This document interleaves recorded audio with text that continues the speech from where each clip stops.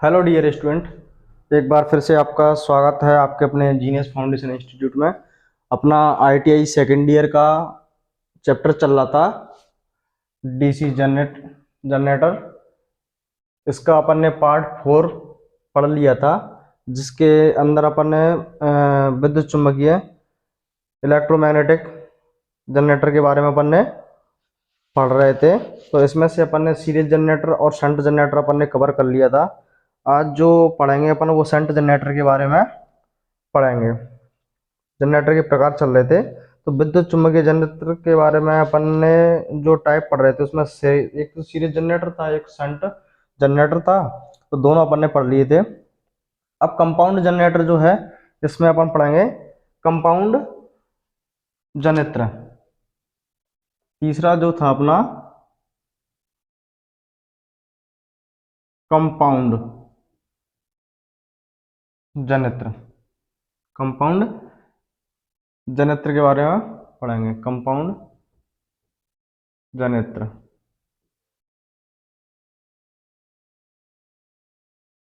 तो compound generator के बारे में पढ़ेंगे, तो इसमें जो भी मेन मेन चीज होगी वो अपन कवर करेंगे।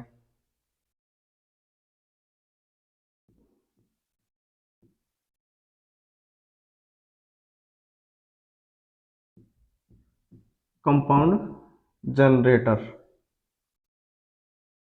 तो कंपाउंड जनरेटर के बारे में करते हैं स्टार्ट।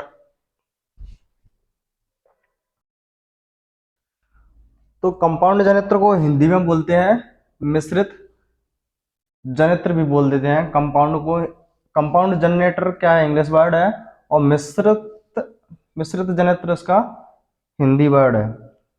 तो इसमें क्या होता है कि डीसी जनरेटर की जो डीसी जनरेटर होता है मिश्रित मतलब मिक्स, इसमें क्या होता है सीरीज वाइंडिंग और फील्ड वाइंडिंग दोनों को अलग अलग तरीके से मिक्स किया था। वो इस तरीके से किया जाएगा, देखो जैसे कोई डीसी जनरेटर है। डीसी क्या है, जनरेटर है। डीसी जनरेटर की फील्ड वाइंडिंग को दो भागों में बांट दिया जाए। डीसी जनरेटर की जो फील्ड वाइंडिंग होती है, कोई भी डीसी जनरेटर हो, उस डीसी जनरेटर की जो फील्ड वाइंडिंग है, फील्ड वाइंडिंग को दो भागों में बांट दिया जाए। फील्ड वाइंडिंग को दो भागों में बांट दिया जाए। एक को क्या है कि आर्मेचर के साथ में सीरीज में जोड़ दो। आर्मेचर के साथ में सीरीज में जोड़ दो। और एक को क्या है समांतर में जोड़ दो। समांतर में एक को आर्मेचर के संग में सीरीज में जोड़ दो, एक को आर्मेचर के साथ में मतलब एक बाइंडिंग को सीरीज में जोड़ दो, एक को समांतर में जोड़ो। दो फील्ड बाइंडिंग को दो भागों में बांट दो। पहले एक दो भागों में बांट दिया, तो एक को आर्मेचर के संग में सीरीज में जोड़ दो, एक को समांतर में जोड़ दो। तो वो कौन सा जनरेटर बन जाता है, मिश्रित जनरेटर बन जाता है, मतलब मिश्रित या कंपाउंड जनरेटर बन जाता है। तो जो सीरीज में जुड़ेगी वो रहेगी कम टर्न वाली रहेगी और मोटे तार की रहेगी, मोटा तार उपयोग करेंगे। और जो समांतर में रहेगी वो अधिक टर्न और पतले तार में रहेगी। तो क्या करते हैं इसमें, जब डीसी जनरेटर की फील्ड वाइंडिंग को दो भागों में बांट दिया जाए, एक तो आर्मेचर के साथ में सीरीज में, एक समांतर में जोड़ दिया जाए, तो वो कौन सा जनरेटर हो जाएगा, मिश्रित या कंपाउंड जनरेटर हो जाएगा। तो अब बात करते हैं कि जो बांटेंगे, अलग दो भागों में डिवाइड करेंगे उस बाइंडिंग को, तो जो सीरीज में जुड़ेगी उसमें कौन सा तार उपयोग करेंगे, और समांतर में जुड़ेगी तो उसमें कैसा तार का उपयोग करेंगे, कैसे वायर का उपयोग करेंगे, बाइंडिंग जो की जाएगी वो कैसी की जाएगी। तो जो सीरीज में जुड़ेगी वो रहेगी मोटे तार की और कम टर्न की रहेगी, और जो समांतर में जुड़ेगी वो पतले तार की और अधिक टर्न की रहेगी।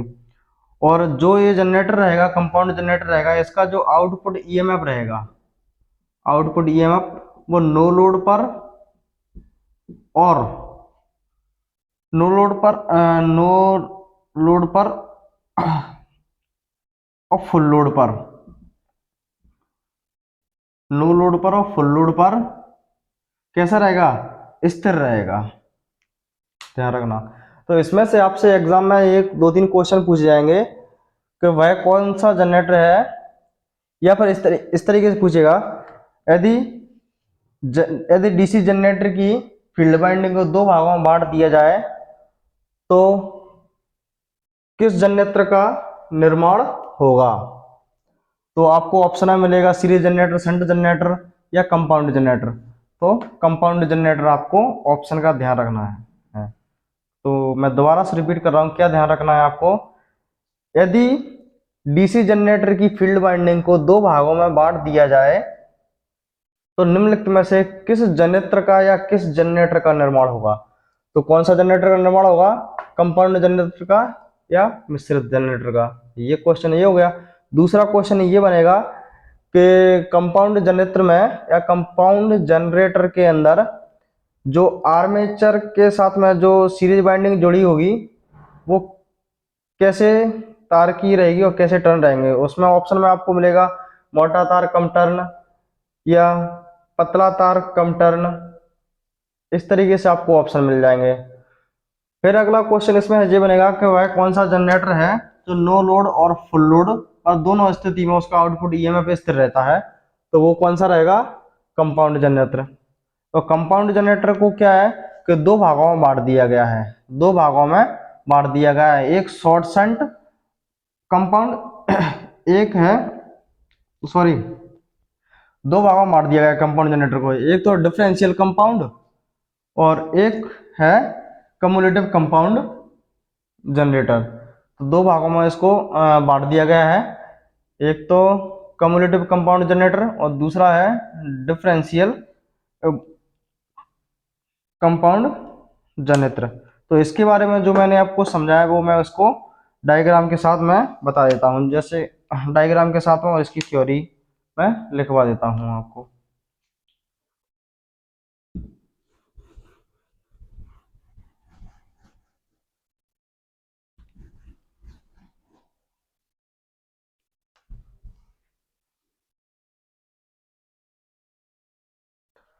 तो ये जो आपके सामने मैंने चित्र बना दिया है कंपाउंड जनरेटर का, या फिर आप समझ सकते हो मिश्रित जनरेटर का।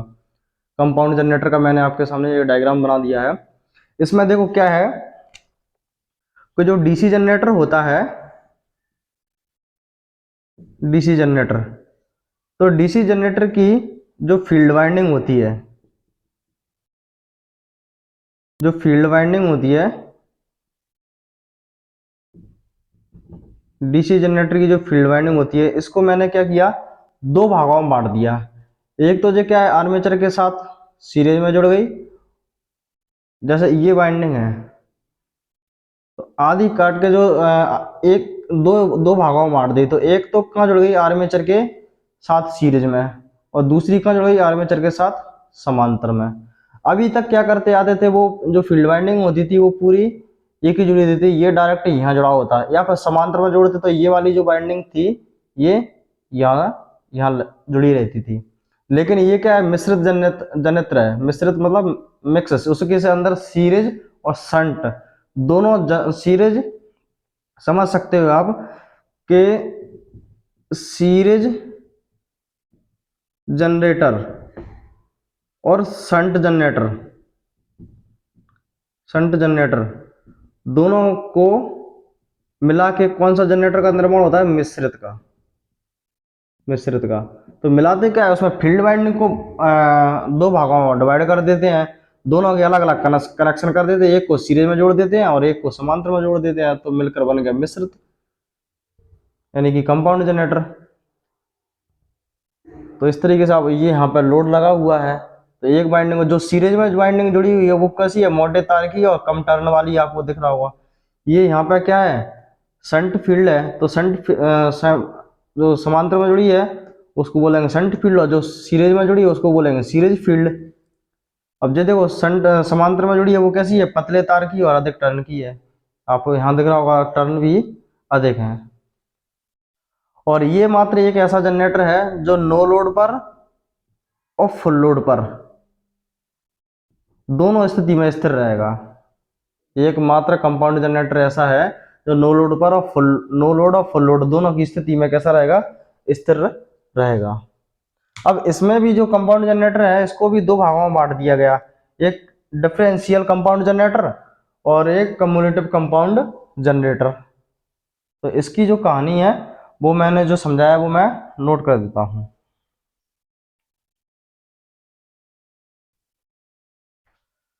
तो इस जनरेटर की जो मैंने अभी समझाया था उसकी जो कहानी थी वो मैंने लिख दी है। इसके बारे में जो जो आने लायक क्वेश्चन है वो सब यहीं से आएगा, और इसके अंदर अब कुछ है नहीं है इतना। तो एक बार पढ़ के बता देता हूं मैं। जब डीसी जनरेटर की फील्ड वाइंडिंग को दो भागों में विभक्त कर दिया जाए, एक भाग को आर्मेचर के साथ सीरीज में तथा दूसरे भाग को समांतर क्रम में जोड़ दिया जाए तो वह कंपाउंड जनरेटर कहलाता है। इस जनरेटर की सीरीज फील्ड वाइंडिंग को मोटे तार व कम टर्न की बनी होती है एवं शंट फील्ड वाइंडिंग पतले तार व अधिक टर्न की बनी होती है। इस जनरेटर का आउटपुट ईएमएफ मतलब विद्युत भाग बल नो लोड और फुल लोड दोनों स्थिति में स्थिर रहता है। कंपाउंड जनरेटर दो प्रकार के होते हैं, एक तो डिफरेंशियल कंपाउंड जनरेटर और क्यूम्युलेटिव कंपाउंड जनरेटर। ठीक, एक बार और मैं आपको समझा देता हूं। जब डीसी जनरेटर की फील्ड वाइंडिंग को क्या जब डीसी जनरेटर की फील्ड वाइंडिंग को कौन सी फील्ड वाइंडिंग को दो भागों में बांट दिया जाए, कितने भागों में, दो भागों में बांटना है, दो भागों में बांटना। तो एक भाग को आर्मेचर के साथ सीरीज में जो है ये वाला भाग, एक भाग आर्मेचर के साथ सीरीज में तथा दूसरे भाग को समांतर क्रम में जो जुड़ी हुई है, दूसरी वाइंडिंग समांतर क्रम में जुड़ी है। तो जो सीरीज में जोड़ दी तो उसको सीरीज फील्ड हो गया, समांतर में जोड़ दी उसको शंट हो गया, शंट मतलब समांतर। तो अब आता है इस जनरेटर की सीरीज फील्ड वाइंडिंग मतलब जे वाली सीरीज में जुड़ी है, सीरीज फील्ड जुड़ी है तो वाइंडिंग है, तो सीरीज फील्ड वाइंडिंग मोटे तार व कम टर्न, तो जो देखो यहाँ पर कम टर्न दो ही टर्न है और मोटा तार है, एवं शंट फील्ड वाइंडिंग पतले तार, यहाँ से पतला तार व अधिक टर्न, तो जो शंट फील्ड वाइंडिंग जो पतला तार है अधिक टर्न की बनी होती है। इस जनरेटर का जो आउटपुट होगा, जो आउटपुट में जो ईएमएफ निकलेगा लोड पे इधर निकलेगा, तो नो लोड और फुल लोड। नो लोड मतलब क्या होता है, फुल लोड कैसा होता है, नो लोड मतलब इधर कोई लोड ही नहीं लगा, मतलब ये सब मैंने हटा दिया तो ये क्या हो गया, नो लोड हो गया। नो लोड मतलब कोई लोड कनेक्ट नहीं है। यदि मैंने इसको जोड़ दिया तो क्या होगा, इधर फुल लोड हो गया, तो दोनों स्थिति में कैसा रहेगा, स्थिर रहेगा। तो ये एक ऐसा जनरेटर है, तो यहां से आपको पूछेगा कि ऐसा कौन सा जनरेटर है कि जिस जो नो लोड और फुल लोड दोनों स्थिति में जिसका आउटपुट ईएमएफ स्थिर रहता है, तो आपको ऑप्शन में अच्छी तरीके से ध्यान रखना है कंपाउंड जनरेटर। दूसरी चीज फिर पूछेगा आपको कि दूसरी चीज यहां से ये पूछेगा कि फील्ड वाइंडिंग जनरेटर की फील्ड वाइंडिंग को दो भागों में बांट दिया जाए और एक को सीरीज में जोड़ दिया जाए, एक को समांतर में जोड़ दिया जाए, तो किस जनरेटर का निर्माण होगा, तो वो कौन सा कंपाउंड जनरेटर होगा। या फिर पूछ ले कि कंपाउंड जनरेटर की जो सीरीज फील्ड वाइंडिंग होती है वो कैसी बनी होती है, तो मोटे तार और कम टर्न की बनी होती है, आपको ध्यान रखना है। फिर पूछेगा कंपाउंड जनरेटर की जो शंट फील्ड वाइंडिंग होती है वो कैसी होती है, तो पतले तार व अधिक टर्न की बनी होती है। कंपाउंड जनरेटर के प्रकार पूछ ले कितने प्रकार के होते हैं, तो आपको ऑप्शन में मिलेंगे, एक प्रकार का मिलेगा, दो प्रकार का मिलेगा, तीन भी मिल सकता है, चार प्रकार भी मिल सकता है, तो वो आपको ध्यान रखना है, दो प्रकार के। यदि फिर आपसे ये पूछ ले कि निम्नलिखित में से कौन सा जनरेटर कंपाउंड जनरेटर का प्रकार है, ऑप्शन में आपको दे देगा डिफरेंशियल कंपाउंड जनरेटर दे सकता है या फिर कम्युलेटिव कंपाउंड जनरेटर दे सकता है। एक ऑप्शन में दे देगा, एक दे देगा सीरीज जनरेटर शंट जनरेटर, तो आपको पहचानना पड़ेगा कौन सा कंपाउंड जनरेटर का भाग है। ठीक, क्लियर। अब अपन इसके बारे में पढ़ते हैं, थोड़ा डिफरेंशियल जनरेटर और कंपाउंड जनरेटर के बारे में अपन पढ़ते हैं। तो इसको मैं मिटा देता हूं।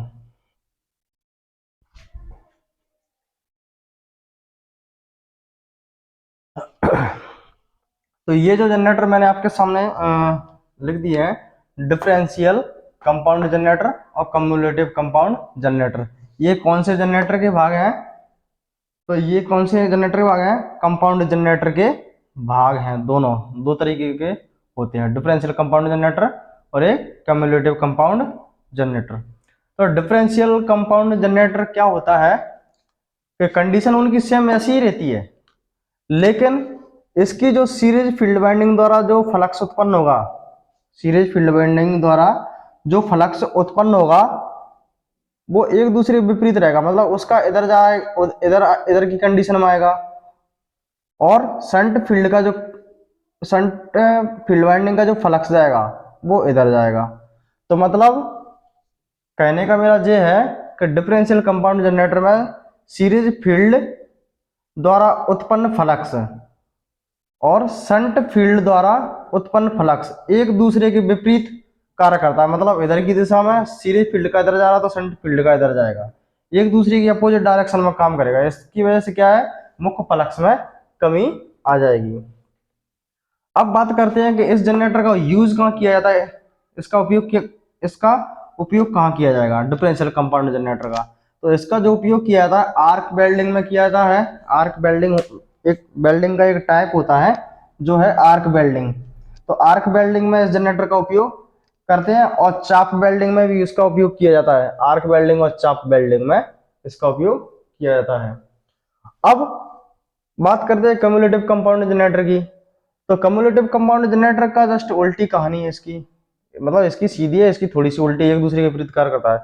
अब इसकी कहानी क्या है कि शंट फील्ड द्वारा उत्पन्न फ्लक्स और सीरीज फील्ड द्वारा उत्पन्न फ्लक्स एक ही दिशा में रहता है। मतलब दोनों फ्लक्स एक ही दिशा में रहते हैं तो एक दूसरे का सहयोग करते हैं।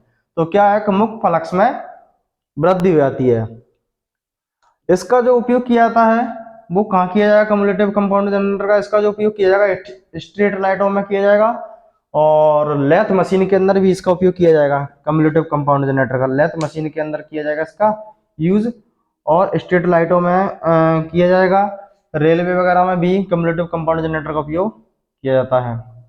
तो ये चीज हो गई। तो ये चीज इसके अंदर काफी है। इसकी मैं इतना इस जनरेटर में है, इसकी जो मैंने समझाया वो मैं नोट कर देता हूं।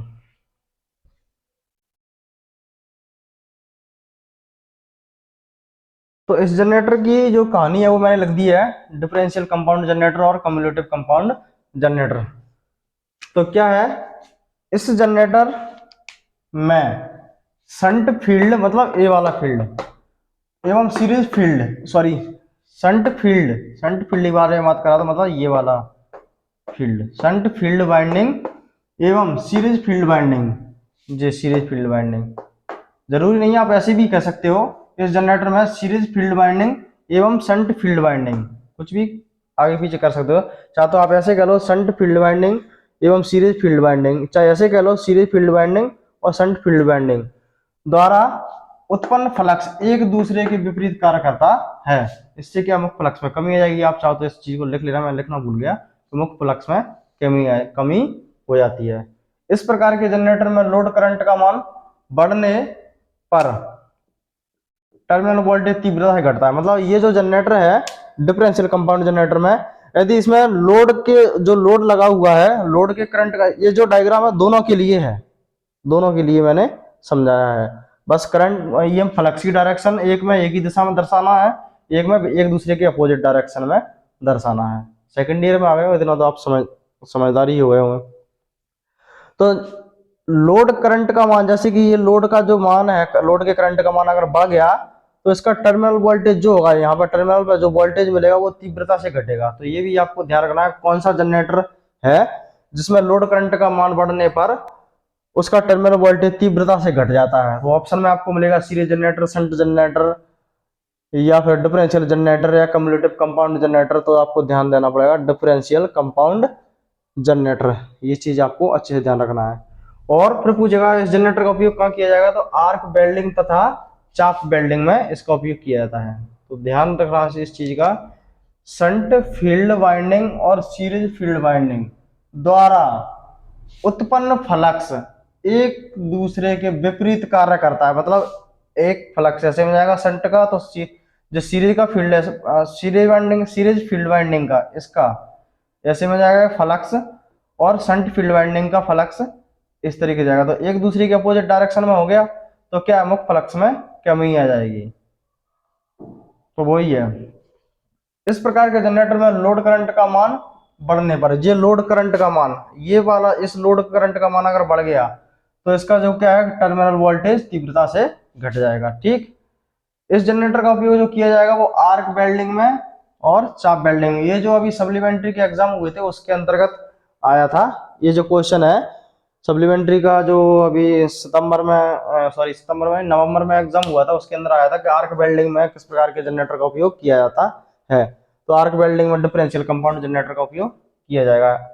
और अगस्त के अंदर जो पेपर हुआ था 2022 में, तो वो आया था कि चाप जनरेटर, चाप वेल्डिंग के लिए किस प्रकार के जनरेटर का उपयोग किया था। और एक जो आया था, ये तो वेरी वेरी मोस्ट है, जिसको मैं अभी समझा रहा हूँ कि कम्युलेटेड कंपाउंड जनरेटर। इस प्रकार के जनरेटर में शंट फील्ड वाइंडिंग और सीरीज फील्ड वाइंडिंग, मतलब कौन सा, शंट फील्ड वाइंडिंग और सीरीज फील्ड वाइंडिंग द्वारा उत्पन्न फ्लक्स, जैसे शंट फील्ड वाइंडिंग का इधर की साइड में फ्लक्स जा रहा है और सीरीज फील्ड वाइंडिंग का भी फ्लक्स इधर की साइड में जा रहा है, तो एक दूसरे का सहयोग कर रहे हैं। तो वही चीज है, द्वारा उत्पन्न फ्लक्स एक ही दिशा में होता है, मतलब एक दूसरे का सहयोग करते हैं। इस जनरेटर का उपयोग कहाँ किया जाएगा, स्ट्रीट लाइट में और रेलवे में और लेथ मशीन में। तो ये सबसे ज्यादा वेरी वेरी मोस्ट है कि लेथ मशीन में किस प्रकार के जनरेटर का उपयोग किया जाता है। लेथ मशीन पे जो ज्यादातर काम होता है वो फिटर वालों का काम होता है, और वो तो ज्यादातर सबका ही होता है लगभग देखा जाए। तो लेथ मशीन में किस प्रकार के जनरेटर का उपयोग किया जाएगा, क्यूमुलेटिव कंपाउंड जनरेटर। तो ये आपको अच्छे से ध्यान रखना है। तो जनरेटर के जो टाइप थे वो लगभग खत्म ही हो गए हैं। अब जनरेटर के अंदर जो हानियां हैं वो अपन पढ़ेंगे कि जनरेटर के अंदर कौन कौन सी हानियां होती हैं, वो अपन पढ़ेंगे। हानियां वही है, ताम्र हानि, लोहे हानि मतलब कॉपर लॉस, आयरन लॉस, वो चीजें हैं। तो ये तो ट्रांसफार्मर के अंदर फर्स्ट ईयर में पढ़ी थी, बस हानियां वही है और कुछ नहीं है। सीधी सी बात है कि जो ताम्र हानि होगी मतलब कॉपर लॉस होगा वो वाइंडिंग के अंदर होगा, और आयरन लॉस होगा वो कोर के अंदर होगा, क्योंकि कोर है तो इसके अंदर भी है जनरेटर के अंदर, तो उसके अंदर होगा। बाइंडिंग, आर्मेचर बाइंडिंग होती है और फील्ड बाइंडिंग होती है। तो आर्मेचर बाइंडिंग और फील्ड बाइंडिंग में कॉपर लॉस होगा, और इनकी जो कोरें रहेंगी उसमें कौन सा लॉस होगा, आयरन लॉस होगा। आयरन लॉस कितने प्रकार के होते हैं, दो प्रकार के होते हैं, एक तो हिस्टेरेसिस लॉस और एक eddy current loss. Hysteresis loss जो होता है तो वो क्या होता है, किसी लोहे कोर के अंदर चुंबक का बार बार बनना और बिगड़ना हिस्टेरेसिस लॉस कहलाता है। तो वो चीज है।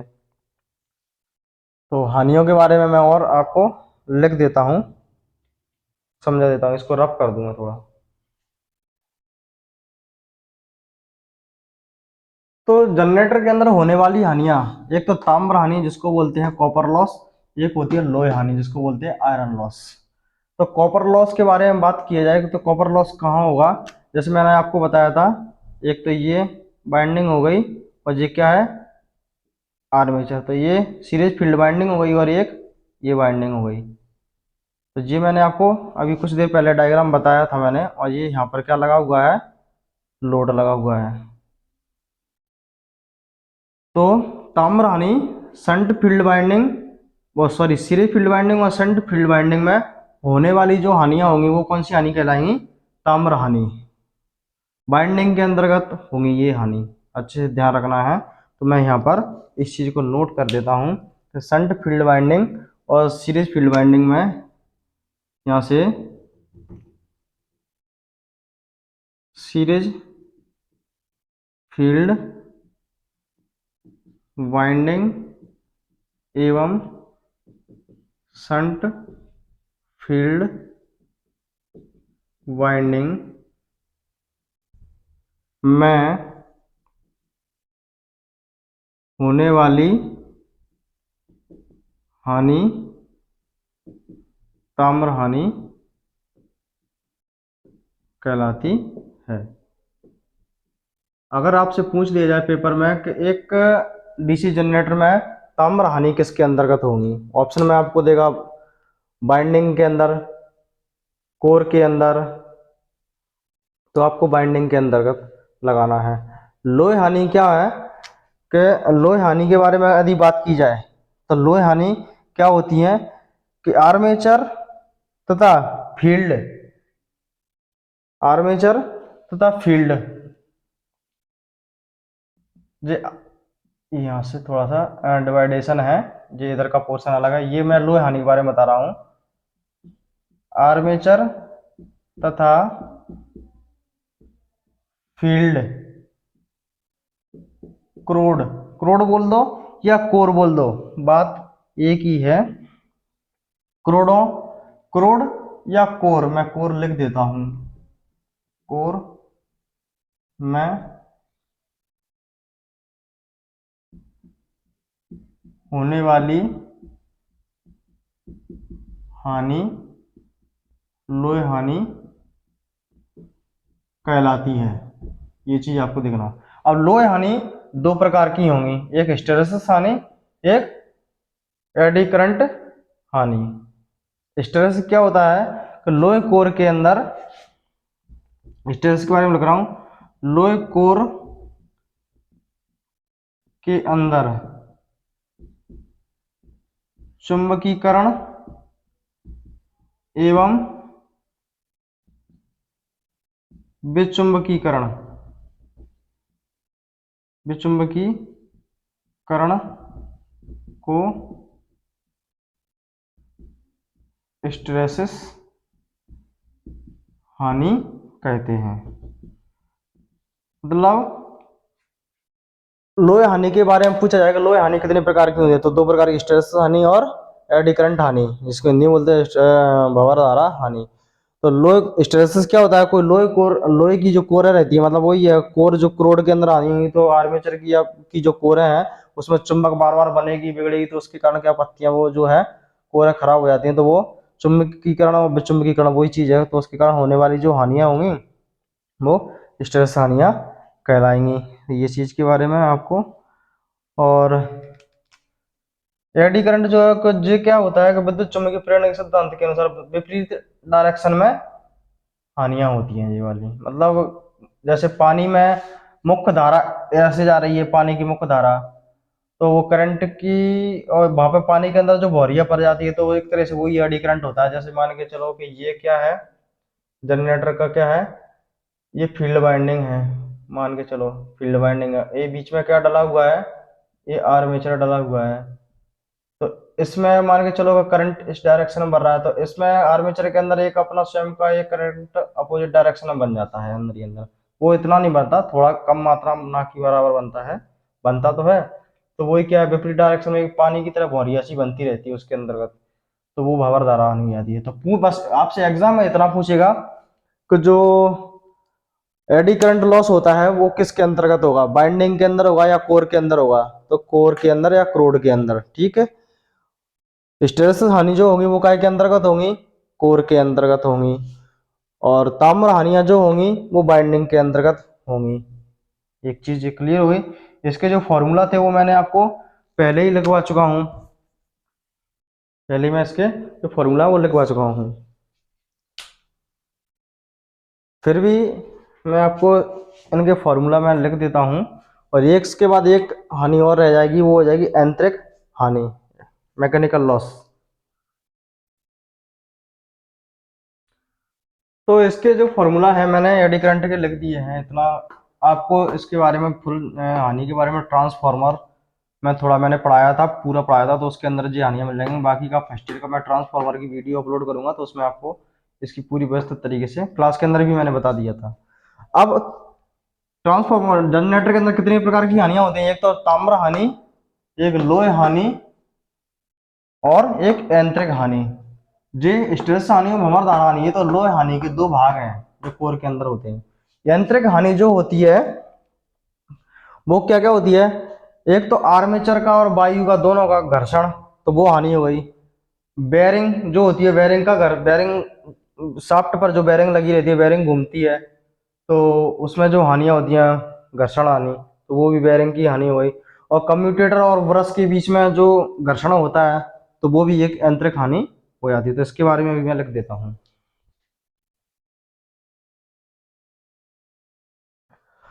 तो मैंने जो लिख दिया है यांत्रिक हानि, जिसको इंग्लिश में बोलते हैं मैकेनिकल लॉस। मैकेनिकल लॉस क्या होता है, एक तो आर्मेचर और जो वायु का जो घर्षण होगा, तो उसके कारण जो हानियां होगी यांत्रिक हानियां होंगी। बेरिंग में और शाफ्ट के बीच में जो घर्षण होगा, तो वो कौन सी होगी, यांत्रिक हानि या मैकेनिकल हानि। ब्रश और कम्यूटेटर एक दूसरे से सटे हुए रहते हैं, तो कम्यूटेटर घूमता है तो ब्रश में कार्बन के जो ब्रश रहते हैं उसमें जो घर्षण के कारण जो हानियां होंगी यांत्रिक हानियां कहलाएंगी। तो मेन चीज जो है कि डीसी जनरेटर के अंदर हानियां कितने प्रकार की होंगी, ताम्र हानि, लोहे हानि, यांत्रिक हानि। और स्ट्रेस हानि और भंवर धारा हानि ये तो लोहे हानि का हिस्सा है, ये दोनों हानि जो होंगी वो कोर के अंतर्गत होंगी। तो 3 प्रकार की हानि होती है। बेयरिंग वगैरह में जो घर्षण हो रहा है, कम आर्मेचर में जो घर्षण हो रहा है शाफ्ट के अंदर जो भी है तो वो आ जाएगी। अब ये हानि मैंने आपके इसके अंदर सब पढ़ा दी है। अब अगले पार्ट में जो अपन पढ़ेंगे, बस एक लास्ट पार्ट और बनेगा इसका, छठवां इसमें लगभग खत्म हो जाएगा। उसमें पढ़ेंगे अपन आर्मेचर रिएक्शन और कम्यूटेशन। कम्यूटेटर अलग होता है, कम्यूटेशन अलग होता है। आर्मेचर रिएक्शन और कम्यूटेशन और इंटरपोल के बारे में थोड़ा पढ़ेंगे, और आर्मेचर की जो डीसी जनरेटर की एफिशिएंसी जो होती है उसके बारे में पढ़ेंगे। तो छठवें पार्ट में ये खत्म हो जाएगा। तो अभी तक जो कवर करवा दिया उनको अच्छे से कवर कर लेना। मिलते हैं अगले पार्ट में।